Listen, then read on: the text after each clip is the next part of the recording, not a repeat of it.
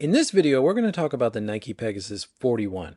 Now, I don't have any insider knowledge into what Nike's plans are with next year's Pegasus model, but I do think we can see a bit of a preview as to maybe where it's headed in the 2023 Nike running line. Now, I know a lot of people have been disappointed in what they've seen about the Pegasus 40. You would think 40 generations of this shoe, this is going to be a big moment for Nike in the Pegasus line. There should be a pretty big redesign of the shoe.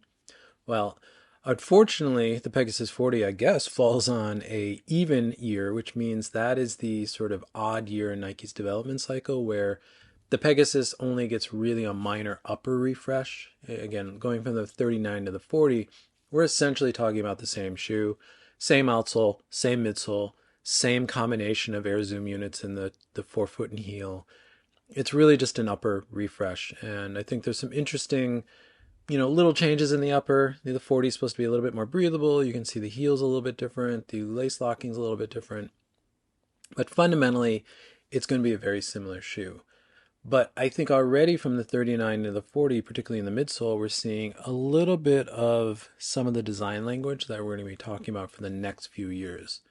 So if we step back and we look at the Pegasus 35, 36, that's where we really see the sort of modern Pegasus silhouette of this sort of clean sidewalled midsole foam stack with a very simple upper silhouette.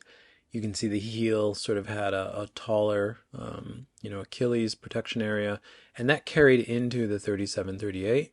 Obviously, the 37-38 was a significant redesign where they added considerably more foam, underfoot, and they moved to React. But from a design language standpoint, I think you can begin to see some interesting things that we've seen in a lot of other Nike shoes, even to this day, that started in the 37-38. So if you look at particularly under the heel area in the midsole sidewall, you can see those diagonal lines. You can see sort of that angular heel area. You can visually see how they're carrying the upper into the midsole, particularly on the 37. This 38 doesn't show that, but there were colorways that actually did that.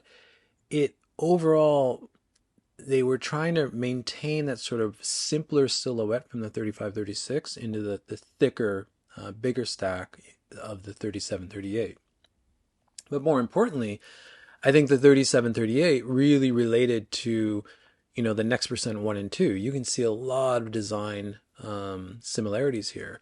From the heel area, you can see those diagonal lines on the sidewall of the midsole. They carry across both the peg into the next percent. How the upper is sort of dipping into the midsole. But again, you can see that across all of these shoes.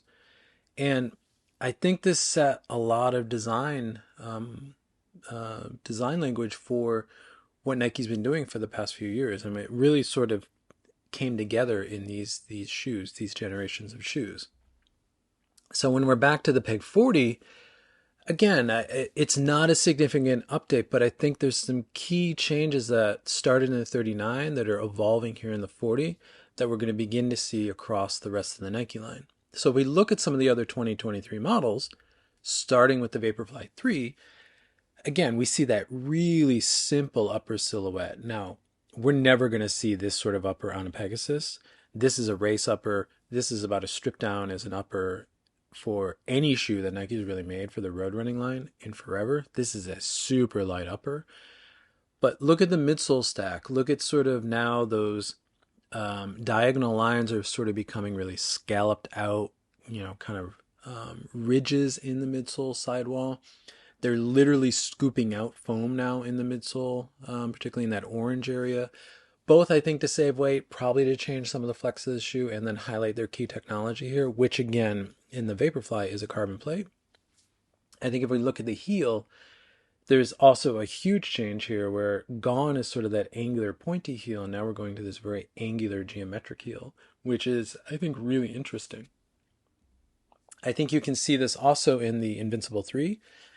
Now, if you run in the Invincible 3, you'll know this upper is extremely different from not only the Invincible 1 and 2, but it is a very sort of new feel for a Nike upper.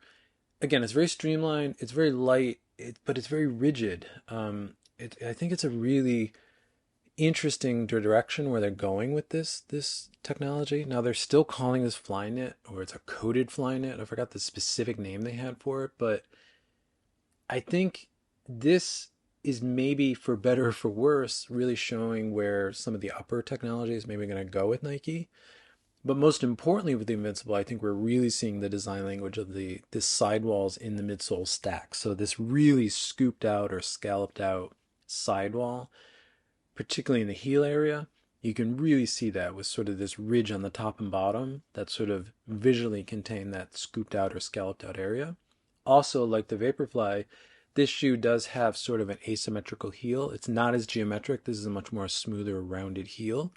But again, that asymmetricalness of the heel, I think is not only visually interesting, but it's probably got some performance issues as well. It's probably helping with some of the stability of the shoe. But I think the shoe that probably shows us the most insight as to where the Peg 41 will go and beyond is really the Vomero 17, which is coming out later this year. Now, this shoe is really interesting for a few reasons. First, we have a full ZoomX top layer. Now, the Vomero always has had an air unit. The Vomero 16 in particular had, an air zoom unit in it. It also had ZoomX in it. It also had React in it, or some other foam. I don't remember if it was React or, Cushiolan or SRO2. It just had a lot of foams. It had a lot going on. So Nike said that they redesigned the midsole in this shoe based on customer feedback. They've streamlined it. They've simplified it. So now we have a full ZoomX top layer. We also have a bottom layer or a carrier layer of a secondary foam. In this case, it's Cushiolan 3.0, which I think is interesting because why isn't this React? Cushiolan is an older pre-React foam, and I've never seen a 3.0 sort of mark for Cushiolan. So this is a new formulation of Cushiolan. Why are they developing an older foam and not putting React in this? I think that's really interesting. Again, no more air unit in this. So this shoe, from a midsole standpoint, is super interesting because now it's essentially what the turbos were. We have a ZoomX layer underfoot on top of a carrier foam that's between the ZoomX and the outsole. Really interesting. Now, I'm not saying this shoe is going to run at all like the turbos, but I think from a technology standpoint and from a visual sort of design language standpoint, I think you're seeing some interesting things here. The ZoomX is carrying out that scalloped sidewall with sort of the top ridge that we saw in the Invincible. The lower Cushiolan foam is bringing in the diagonal lines. In this case, we're moving to cross-hatched lines. Again, visually trying to make a distinction between the foams. Really interesting. And then I think the last thing to really talk about on this shoe is again in the upper. I think this upper is very similar to the 40, the Peg 40, but I think they're beginning to play with how they lock down the midfoot in this shoe. The Peg 40 has something called the arch lock, which is essentially, a piece of material that runs from one side of the shoe under the foot and to the other side, which is meant to lock down the midfoot in the arch area. And they've removed flywire completely. In this shoe, they're playing with how many eyelets are doing that or where the tension is in that. They're moving them more up in the foot, which is probably going to make the tongue a little bit thicker in this. Again, interesting things they're playing with here. Now, moving forward in the Peg 41, is this what the Peg 41 is going to look like?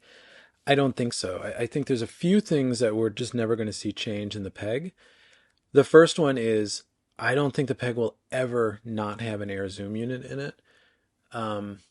Nike Air technology is such a Nike thing, and it really started in running. And currently in the Nike line, the only shoe that has air in it at all anymore is the Pegasus. I just don't see them dropping it. As much as I would love to see ZoomX in a Pegasus, I don't think we're going to see it, at least as a replacement for Zoom Air. Now, are we going to have sandwich foams in a Pegasus? I don't know. I think ZoomX maybe is cost effective enough for Nike now where they can integrate it more into these sort of entry-level performance shoes like what the Pegasus is. Maybe we're going to see sort of a combination of foams. Maybe we're going to see some sort of Cushiolan and React mixture. I don't know. That's going to be really interesting. The last thing about the Air Zoom unit, I think the fact they removed it from the Vomero means they're obviously playing with the technology. And the Pegasus, the air zoom unit in the Pegasus it's moved around a lot over the years. The 3536 had a single 4 foot to heel unit. The 3738 moved to a single only in the 4 foot. The 3940 moved to two units, one in the 4 foot, one in the heel. Personally, I would like to see Nike move back to the single 4 foot to heel air unit. I think that is the most natural feeling, or most Pegasus feeling version. But we'll see where Nike goes with their midsole technology. But from a design language standpoint, I think the Peg 41 is probably going to look a lot like this shoe. And I think you're going to see an evolution of this shoe into the Peg 41, 42, and then maybe beyond that. The last thing I'll say is that it feels like in the 2023 line, Nike is really refining each model to be sort of the best version of that model. And really refining and really min-maxing each model in the line. Not just the Peg and the Vomero, but every shoe. Which feels a lot like 2016 to me, where they had made each model in the current technologies the best it could be, and then they blew the doors open with the super shoe. That's when the Vaporfly came out in 2017. And I feel like we're kind of in the same place right now, where in the next 2 to 3 years, I think we're going to see some significant changes in technology in the Nike running line. Does that mean it's a new Zoom X foam, Zoom X2? Does that mean it's something that replaces Zoom X completely? I don't know, but it feels like we are definitely going to move into something brand new and very exciting over the next couple of years. And I think we're going to begin to see little insights into that from the Pegasus line. Now, I hope you found this video interesting. Again, this was sort of a design deep dive on this shoe. It's probably going to be the last Pegasus design video I do for a while, because I think I've covered everything I need to cover about the Pegasus.